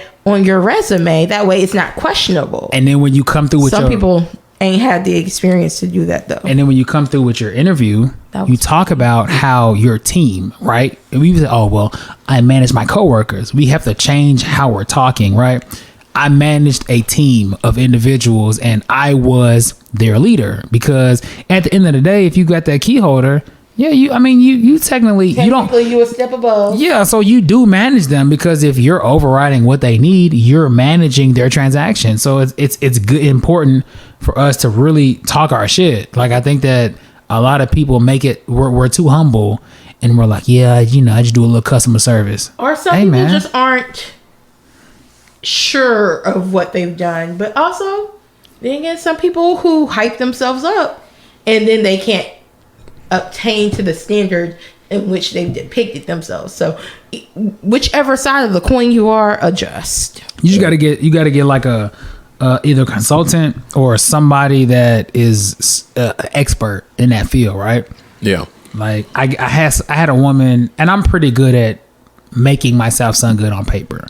I had a specialist redo my resume, and I had my resume and I had what she said. And Did you pay her? I paid her for sure. Yeah. Yeah, because so for me, I believe in paying somebody for their service, right? Because then I can critique your service. I paid you for this. This is what I didn't ask for this, but I paid you. A lot of people want free shit and then they want to critique the free shit they got. You didn't pay nothing, so like your voice Take what really you is. got. Yeah. Yeah. I paid this woman. I was like, hey, I didn't think that this is what I was going to get, because I paid her and there was no like friendship. I was like, she actually said, okay, you know what? I'm going to do this. And she re-edited to my standards. And I explained that to her, right? So now I have my resume and her resume, and I was able to put them two together to create the ultimate resume to make me sound great. Come on, ultimate resume. Yeah. I just had the career center at my alma mater. But anywho, sorry, he talked about that last episode. We need it. I did, yeah. Make sure y'all take them headshots. Shout out to Grant Monroe. No, facts. Get you a headshot. All right, let's talk about the incorporation of your significant other with your friends. So, let's just say you have friends and then you bring your significant others around them and then they want to be friends with your significant other without really consulting you. Oh, without consulting you? Yeah. So my girl just randomly hang around my niggas and I just come into the situation. Well, let's say your group of friends is more diverse than just being your niggas. Okay, so my homies and my homegirls. And she just squad. Yeah. Squad. My squad. Okay, so for example, let's say you bring your significant other around your homegirls. All right. And like your homegirls like her. And I pull up and they're just together. Or they just decide that they're going to brunch. Like, and you did not get an invitation. And is it all women? It's women, yeah. I'm not really that worried. Well, so the thing about it though is sometimes, okay, same example. Let's say you bring your significant other around your homegirls. Yeah. And then, your homegirls tell you, oh my gosh, I like your girl. Can we be friends and all that? And you're like, hold up, like, you're my friend. all right, so okay. I get what you're saying. what I'm saying is, let's say they do become friends, right? Mm-hmm. And let's just say y'all don't work out. Conflict of interest. Now, your friend is cool with your ex, which is I see what you, which is a little awkward. I knew where he was going with that. All right. So it's like, how do you manage that? Because me personally, I would like to have an input on that because I feel like as a partner, you want to introduce people who you want to introduce people to. For sure. You already introduced her to your friend. No, but still though, y'all don't take that and run with it. Like, I get what you're saying. You can't create no separate friendship outside of me when I created it. And you my woman. Yeah, I get what you're saying. Or even a friend to even want to have the audacity to be friends with my significant other without really consulting me. I'm like, yo, this is my girl. I feel you. I think that's a good boundary. Don't be hanging out with my girl and not telling me. I feel like people try shit when they know they can get away with it, right? So I feel like if your friends feel like, oh, I can do this and Garrett's gonna be cool or Chris will be all right, or your girl feel like, well, let me try this and Chris or Garrett's gonna be cool. You know what I'm saying? Like, I feel like people, and men do it too. Like, okay, I'm gonna try this woman. Like, we try things that we know we can get away with or that we won't invoke the biggest reaction, right? So I feel like, for me at least, right, everybody knows, if you really know me, you know I'm an asshole, right? I'm nice, but I'm not like the nicest person ever. So if you trying to cross me, or if you're gonna try something like, oh, my friends are gonna date or be with my girlfriend, all that, like, that's already a bad idea. But that's because that's just the type of person that I am. So I feel like your friends and your woman or your man will try to create that if that's the energy that you kind of giving off, that they feel like they ain't gotta say nothing about it. For me, I know that's not gonna happen, because if you know me, you know that's a bad situation to do, because you do need to run that by. Like, you just do. How you feel about that, Veronica? Okay, I'm glad you was waiting too. I know you ready to say something. So let's add a couple of more variables to the situation. Okay. Because I feel like you missed some points that Garrison said, so I'm gonna add them back in. Fill them back in for me. All right, then. Okay.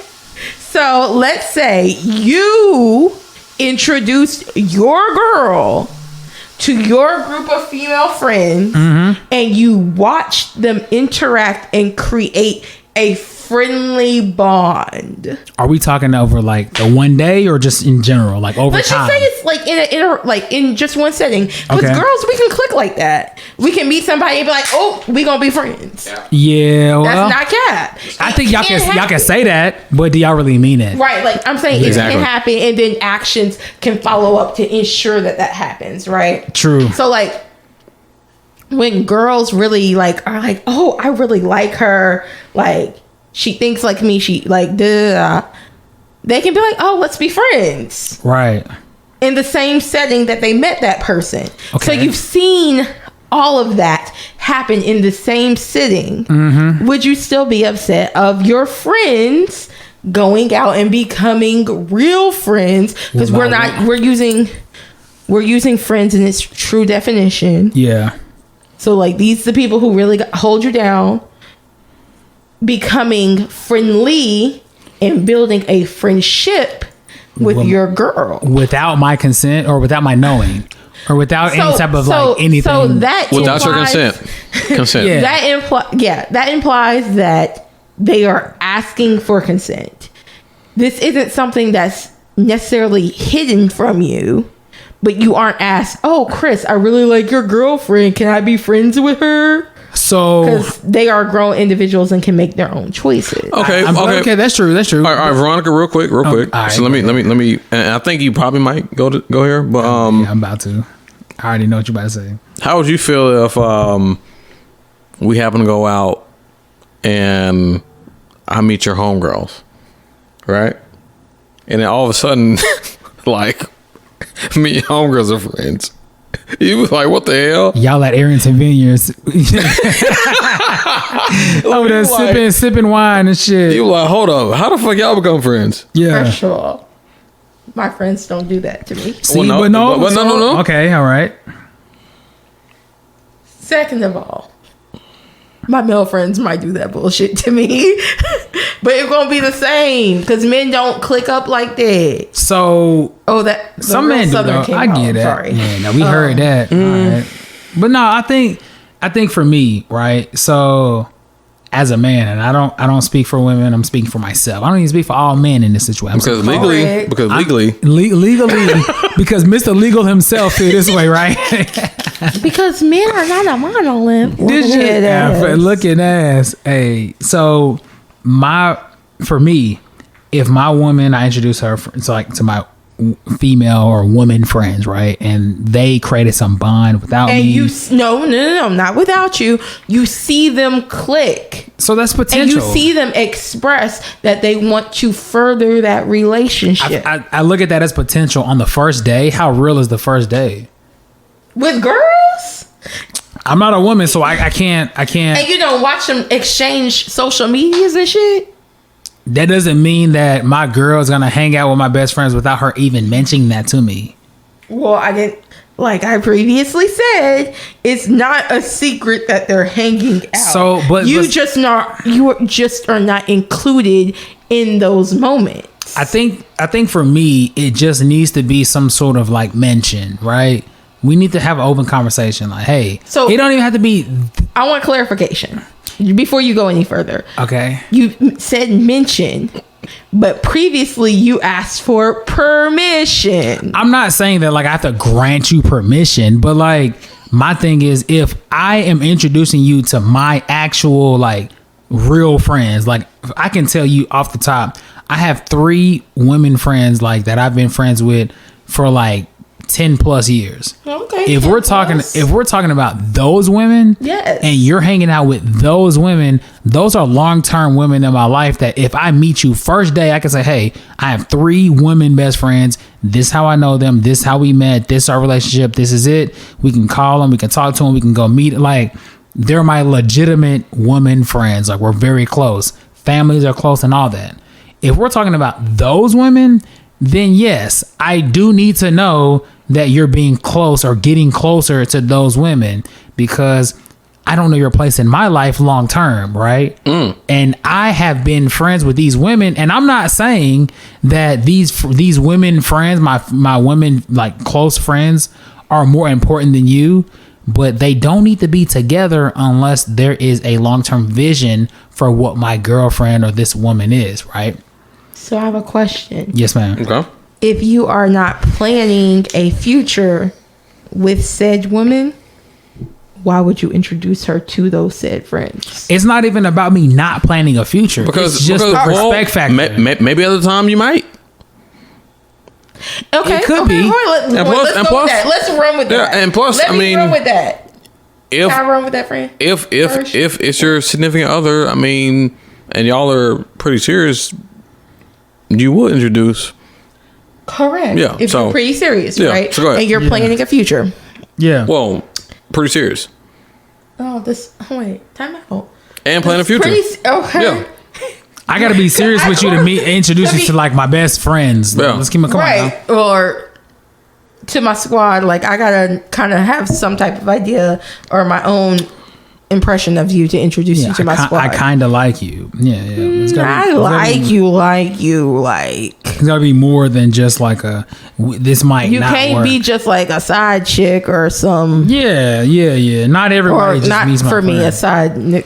Yeah, nobody's even Y'all do like. But see, I guard my like very inner circle. Like people don't even meet my daughter. Like the women I date, they don't meet my daughter until we get to a point to where I would rather the women I date meet my parents than my daughter. Because your parents are at a level where they can understand. They can understand if it come and go, but a kid don't grab. Wait, let me take that point because you made it now. Thank All you. right. Which is where I was going. Okay. Why would you not entrust your friends to develop their own relationship with her, but understand that they were your friend first? So if things were to end, they were 10 toes down for you beforehand. Yeah. They still gonna be 10 toes down for you afterhand, even if y'all break up on some shit that they don't agree with. True. Or like that they think it's your fault. They could be like, I think that's your fault, but you still my friend. So in front of everybody else,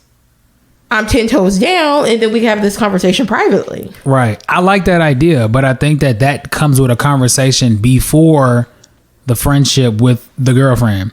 I don't see why that has to be a conversation. You should know your people. But okay, look, see, this is the thing. I hate. Like, I'm introducing my girlfriend to y'all. If y'all happen to click, yes. Remember, you my friend. No, they don't need to be like that. When people say what's understood don't have to be explained, I hate that phrase because if we don't Sometimes it's so true. But think about this though, if we don't explicitly understand what we're talking about, why would we not then explain it?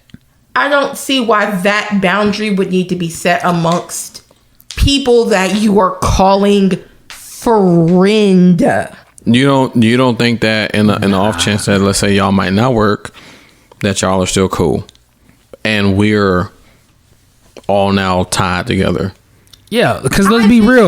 My ex that I loved, we are on speaking terms. Okay, good. We don't speak to each other. Oh well, then. But we can, right? Veronica, you know what I'm saying? Veronica, imagine a world. It's open. Imagine a world where if you were really in a long term relationship with a guy, you loved them, your friends are friends with them now, and then y'all break up, and then they're still friends. Yes. How would that? That is what happens. How would that make you feel?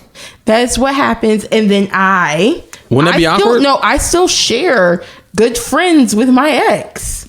Guess what? I put up boundaries and say, hey, I understand you're in an awkward situation where you're friends with me and friends with him.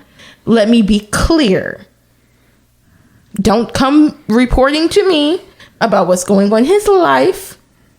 I'm going to request that you do not report to him what is going on in my life, because he is no longer in my life. And while I would love to keep you as a friend, that bonding agent is no longer a factor. I get you. I mean, I think hell, I'm look, close to half my ex's line. I mean, look. Don't get me wrong. Like I would. It's a case by case situation where you feel that, okay, yeah, my girl would get along with my homegirl. You know what I mean? But as far as like to the masses, maybe not so much. And I can understand that. it's not that I don't understand the perspective. I just have pushback on it because I am friends with a lot of my male friends' exes because I have male friends who go through girls like. Yeah, but see, like they changed the vent in their apartment. But see, that's on them though. Why would they introduce you to so many women? That's on them. You know what I mean? I'm a cool ass bitch. That's why. But still though, it's like imagine. I mean, and I'm sure in the back of your mind, you're like, okay, I've been through this before. You just one of the many. Correct. That I've met. So sometimes it be like that. But anyway.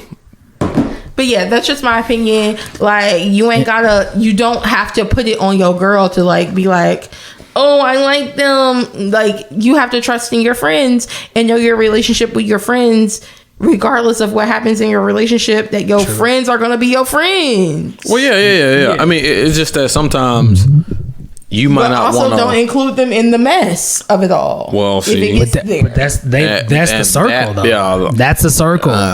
Because if you're not going to include them with your mess, how close are y'all? Just like, all right. So, like, hypothetically speaking, messing up. All right. So, just hypothetically speaking, let's say, you know, you met my girl, y'all close, and then now she talking shit about me. Oh, you know what I'm saying?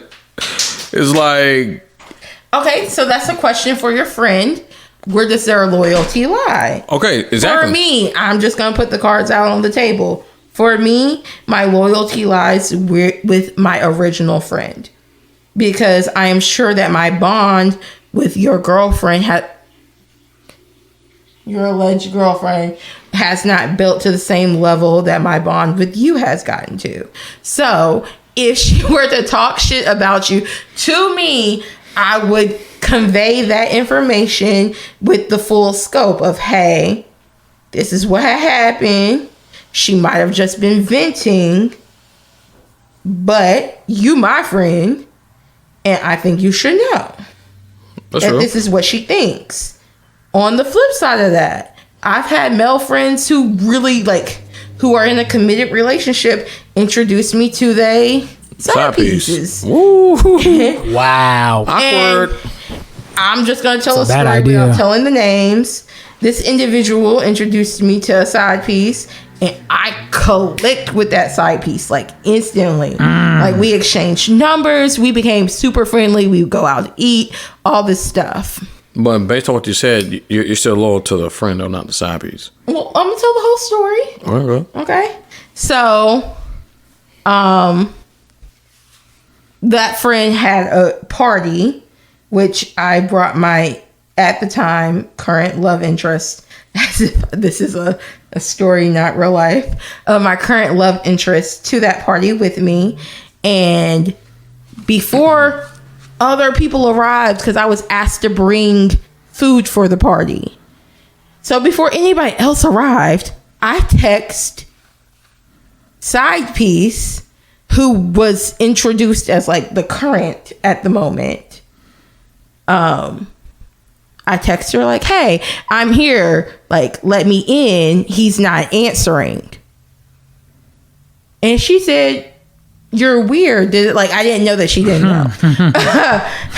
And so said friend had an issue with me having her phone number and me texting someone that you introduced as your main chick. And me and that person had a whole falling out because I'm grown and ain't no grown man gonna tell me what to do with my grown ass phone that I pay for. The money was a factor. Well, I just gotta take it there sometimes. Sometimes you really have to break it down for people. I pay for my motherfucking phone. Who are you to tell me who I can motherfucking text? True. Which is an overarching theme as I am grown. I will respect our friendship. But guess what? At the end of the day, if you had told me the truth and that she was not the main chick and that she was a side chick and that the main chick was coming to the party, you could have avoided all this because I would have kept that to myself. True. So that's my way of saying, hey, trust your friends to be loyal, but also if you're going to introduce them to the pieces, give them the whole game plan. Yeah. I agree with that. Yeah.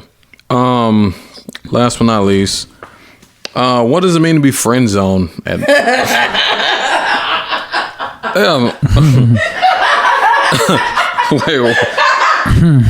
what? Veronica laughed and walked off. Yeah, I know. They're right? like, what is going on? So evil laugh. As a matter of fact, I guess we'll come back whenever she come back. All right, we back. So yeah, off mic, we had a good conversation. Like Chris glass is empty. My cup is empty. Am I a bottle girl? Like, am I supposed to get up to get the next bottle? Low key. I get it. You know, Wait, is there another what the fuck bottle? is this? Yeah, the white bottle.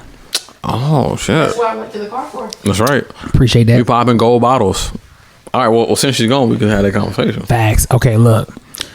We are talking about friend zoning from a male perspective, right? Which is not favorable It's not. because women can't stand getting rejected. All right, very true. And I'll be real with Matter of fact, it's like a war crime whenever we do it. you. Yeah, no, it's over. If a man friend zones you, he doesn't want to be with you. Oh, I've yeah. never friend zoned a woman and then picked her out of the friend zone. So for me, if I friend zone you, I really don't want you. But it's interesting on why I would friend zone you, because the way that I think, I got 3 amazing woman friends, right? I don't need another. Like if I meet you and I'm 30 years old, if I meet you now and you're a woman, it's like, oh, let's be friends. I don't want to be your friend. Well, let me ask you this: do you have platonic women friends? I do. Okay. So those 3 women, those are my platonic women friends. And then I have my coworkers. You know, I mean, they're white, so of course it's strictly platonic. I can't date anybody that I work with, right? So that's just Yeah. Look, my coworker, shout out to Daniel. He told me, he said, never get your pussy and paycheck from the same place. Hey, no, that's facts. Nah, Hey, facts man. though. And I was like, yo, like this is a 40-year-old white dude. He right. It's very true for sure. I learned the wrong way, but I'm gonna tell you, like, if a man puts you in a friend zone, it's almost impossible to get out, because why would I as a man put you in the friend zone if you're a legitimate option for me? Right? So if you're in the friend zone, you're pretty much stuck there. Meaning I want no sexual desire with you, or like I want no future with you. Like I want no relational future. Let's say that.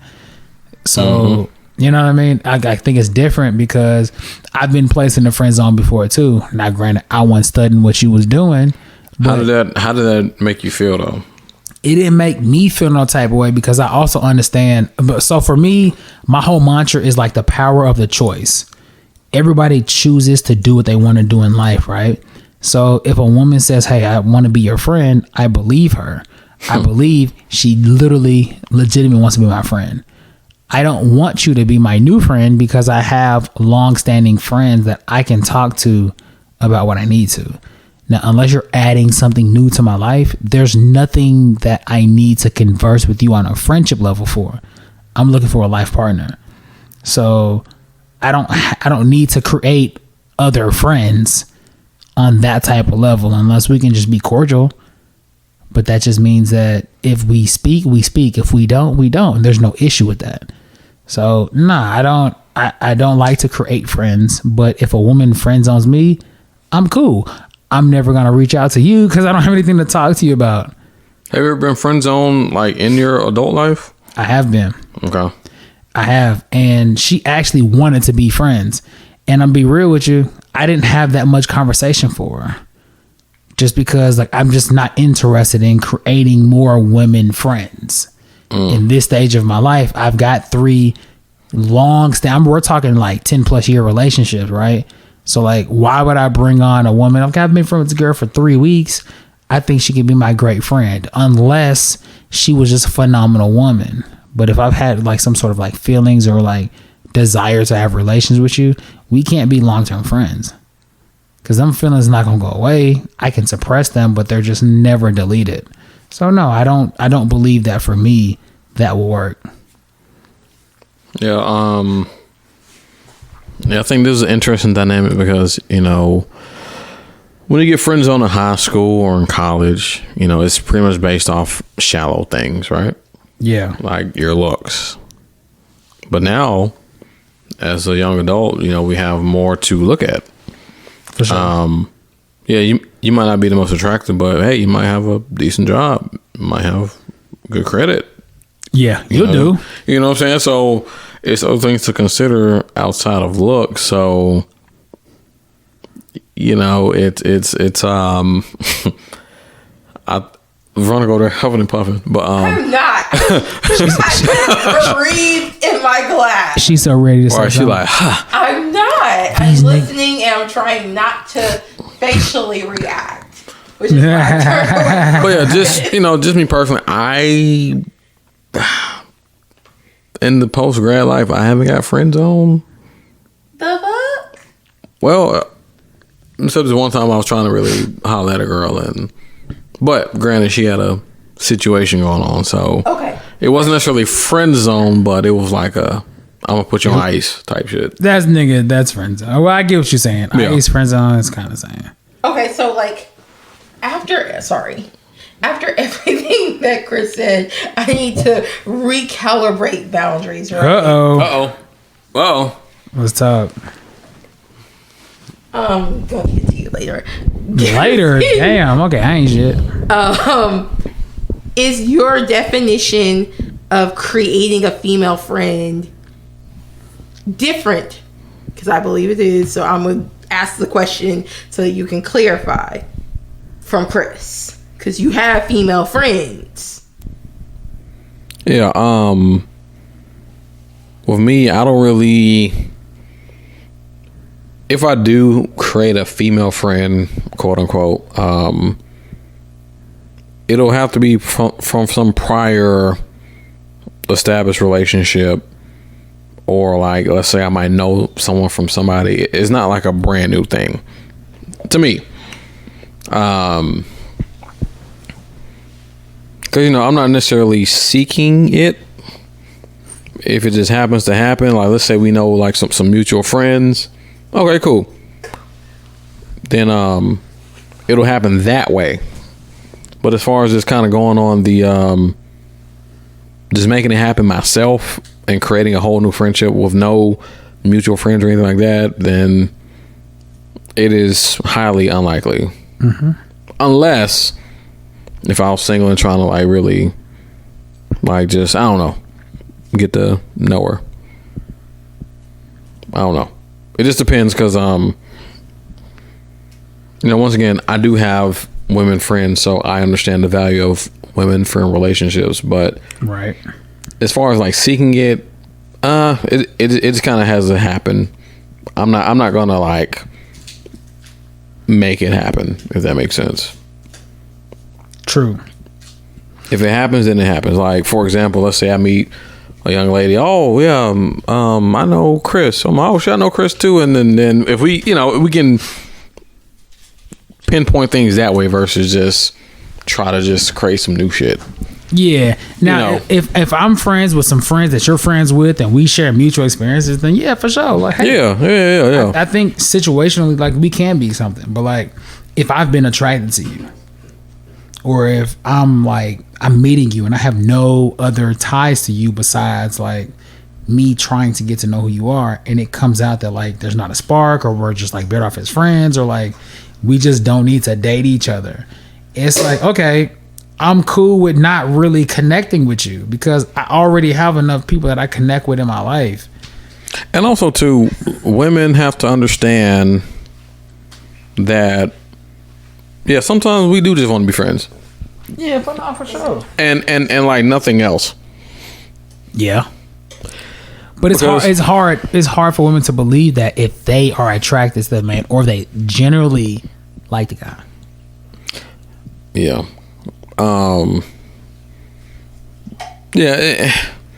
Everything is not what it seems. I will say that. Mm-hmm. Like, just because it is an attractive woman, that does not mean that I want to sleep with her. Like, it doesn't mean that. I'm glad you said that. So I was having a conversation with my friend, and she's a woman, and she was talking about if you had sex with your friends, or I'm sorry, if you would have sex, or if you tried to have sex with your friends, does that mean that y'all are not friends? And her male friends were saying, okay, well, if I wanted to have sex with you, we can't be friends because my desire to have sex with you is going to override my desire to be your friend. And I kind of agree, but I also disagree, because at the same time, there's a difference between I would have sex with you versus I want to have sex with you, right? And that's just how I look at it. I could be wrong about it, but you know, let's just be honest. Within the first 5 seconds of you seeing somebody, you can mentally like diagnose where you're gonna place them, right? Like, oh, she bad. Would I do it? Yeah, I would. Right? That doesn't mean that I want to. Yeah. I think that for me, and like I said, I'm speaking for myself, that's where the delineation comes in, because just because I would doesn't mean that I want to, or that I'm actively trying, or not even actively trying, that I'm trying to. Because a lot of men say, well, I'm just waiting my turn, and then when her man fuck up, I'm in there. Like, no, I'm not trying to do that with women that I would legitimately consider my friends. Like, you might be an attractive woman, and it's like, hey, let's be honest, before we became friends, you were attractive. I was smashed, but I'm not trying to have sex with you. Like, yeah, I've learned to you as a friend. And the biggest thing about that with having women friends is knowing that determination is like, hey, because people have a common misconception. Oh, you don't find her attractive? It's like, no. Like, yeah, I mean, they are attractive. However, yeah, let's be honest. I know that our friendship is more important than me trying you in this moment. Facts. It's more important because a friendship will last longer than me trying to, do whatever. Because a woman will do way more for you as a friend, right, if you don't have any sexual relations with her. Or we were talking about that a long time ago when I met your friend that worked. I don't remember where she worked. I don't want to throw nothing out. But you know what I'm talking about. Yeah. Like, for sure, it's not always you got to try to smash. You always got to try to be with. Like, women have great value as actual friends. Do they? Women have great value as legitimate friends. Yeah, and yes, and it kind of goes back to how you were raised. If in certain parts, like I got a line brother from Memphis. Shout out to Memphis. He mentioned that having women friends was not that wasn't a thing growing up. In Memphis, I can understand. And I was like, but it's just a difference of, you being raised. But sometimes women are just viewed as sex. Yeah. Like women equal sex, depending on how you grow up, and depending on how early you were exposed to it. Mm-hmm. But a lot of times, women equals sex, and depending on where you're from, like having a platonic woman friend, that is foreign. Right.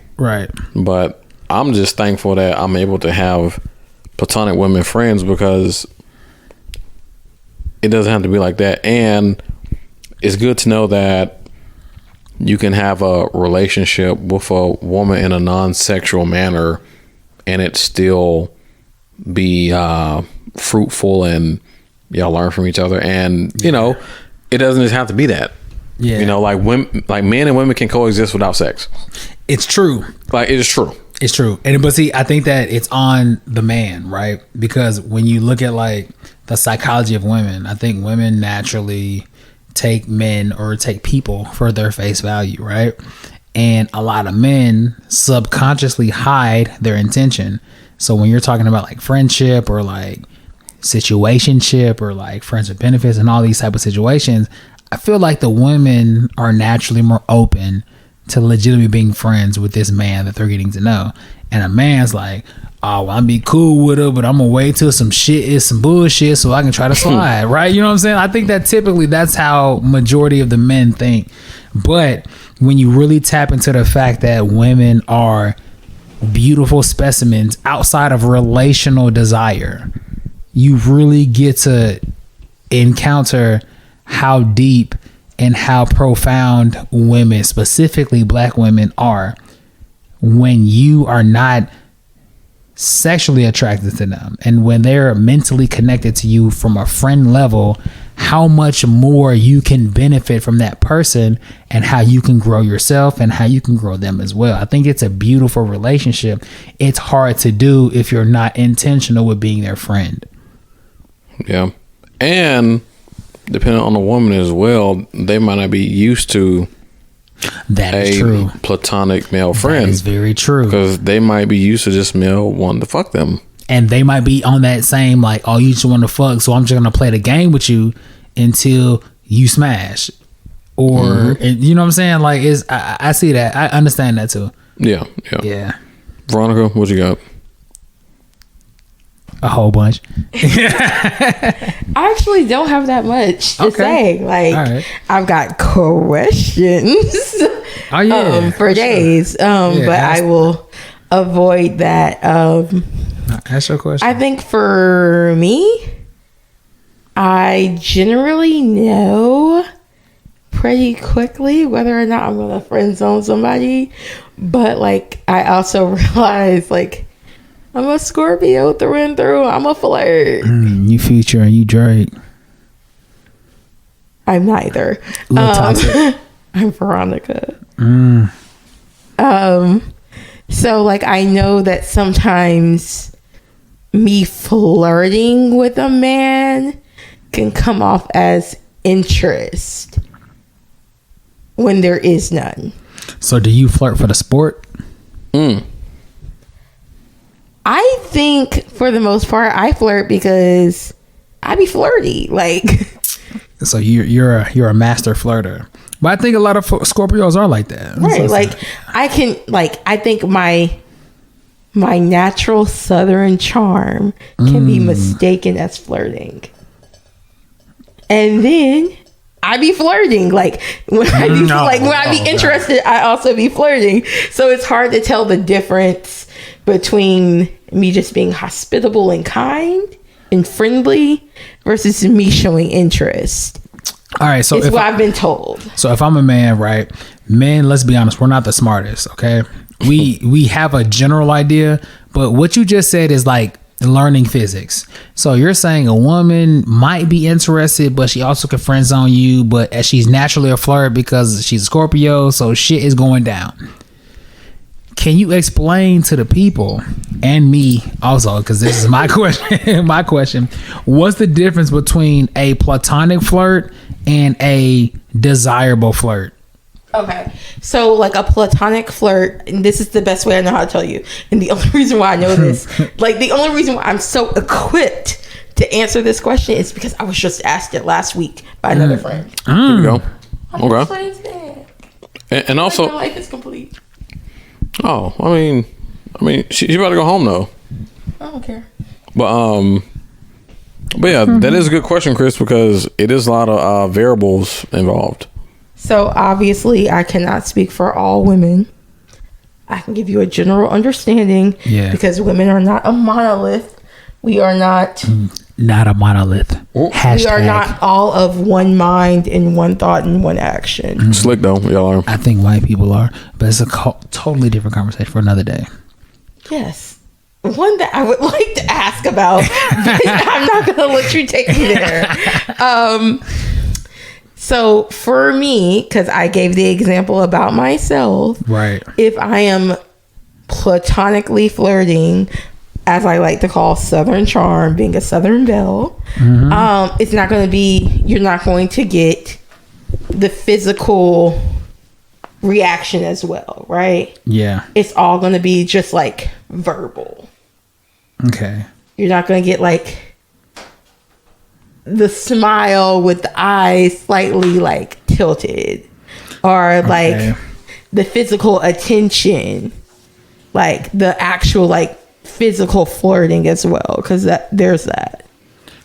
Okay, so is there I have a question, because I think that I think I'm naturally flirtatious as well, right? So I can see that. Yeah, I mean, a lot of people are like, oh yeah, you know, they're like, I think I have good skin. I take care. I know. I'm serious. I'm not even trying to like talk about myself. People with good skin that people just like naturally feel are flirty. Well, yeah, I think that there is a non-sexual sexual attraction to nice features, right? Oh, wait, say it again. Non-sexual sexual attraction to nice features. A non-sexual sexual attraction to nice features. So think about it. So you think people are non-sexually sexually attracted to you because you have smooth skin? I'm not even talking about myself, just in general, right? So if I see a woman and she has beautiful skin, that's a compliment.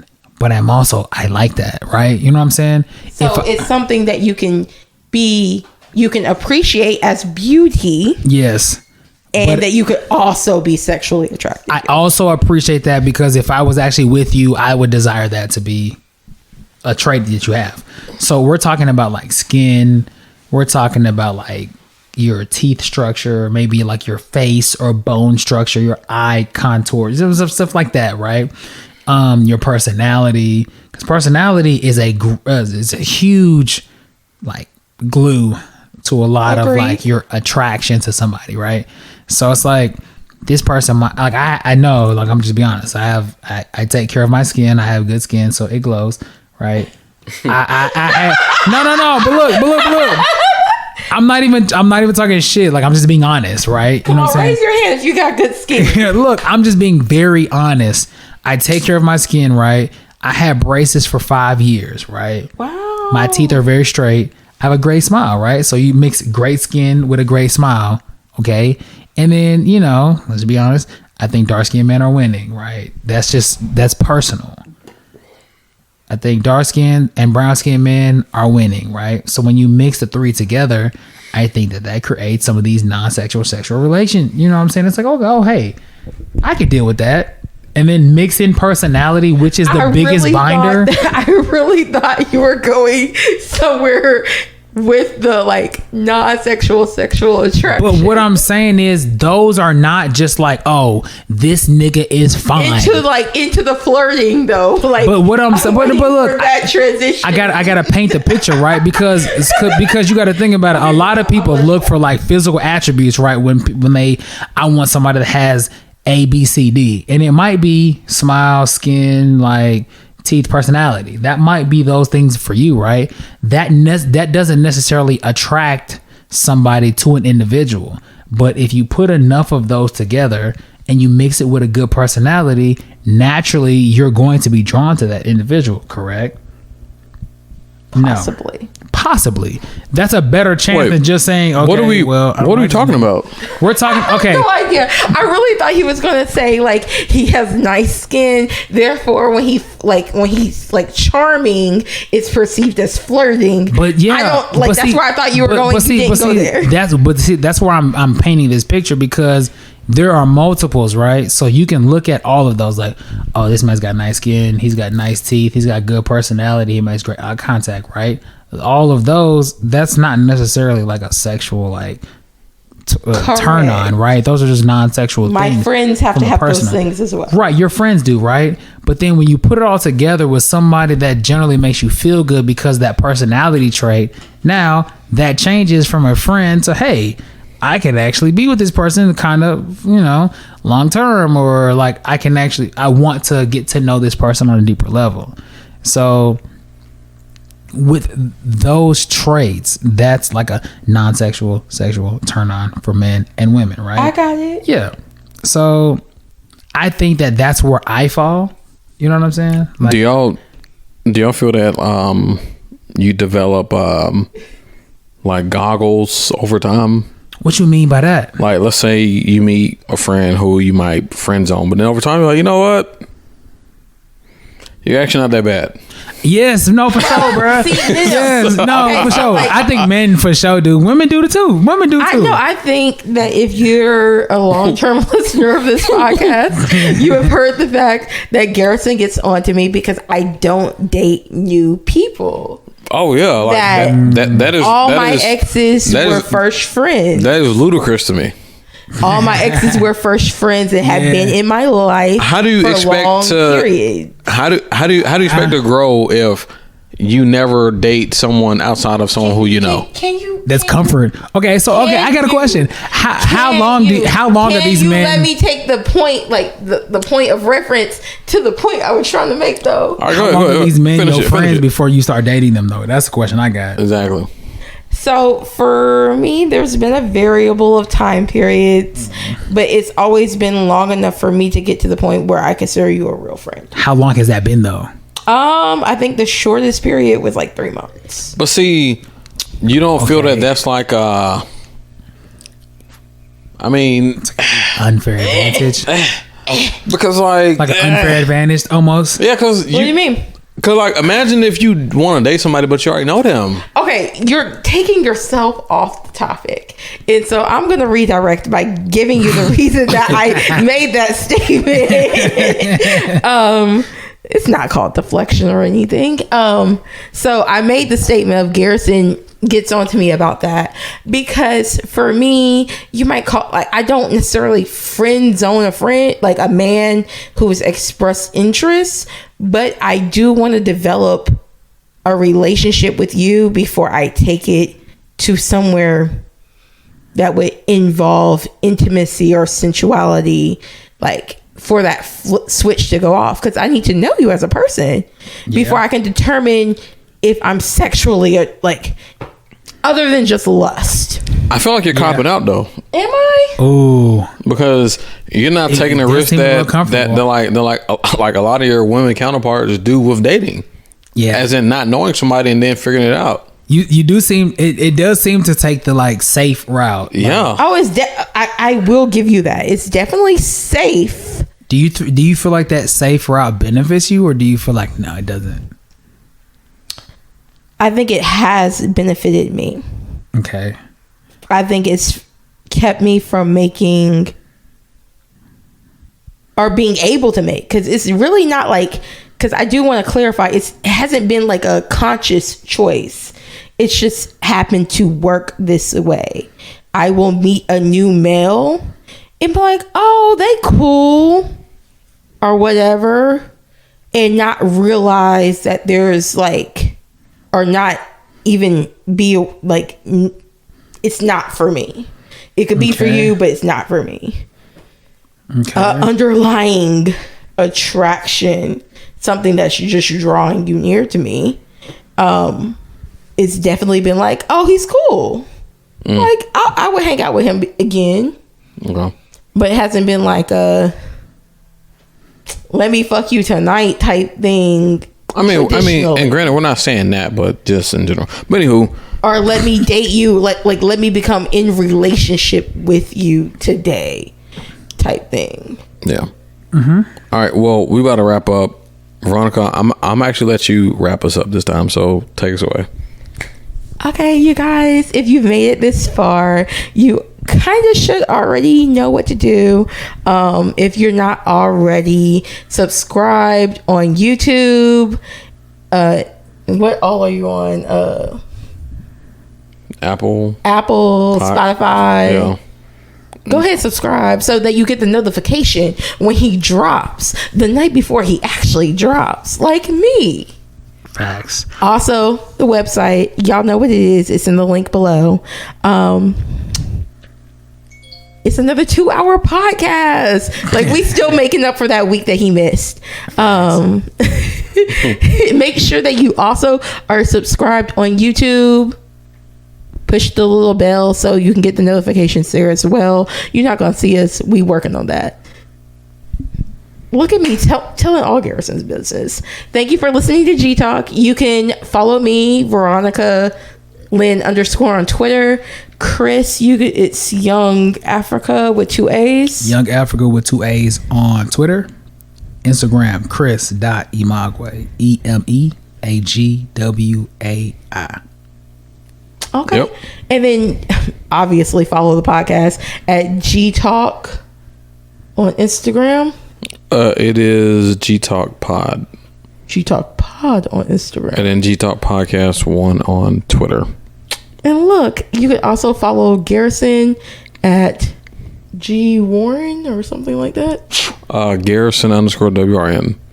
See, and look, we'll see you guys next week. Well, probably not me, but G Talk will be back next week. Okay, bye. All right, we out.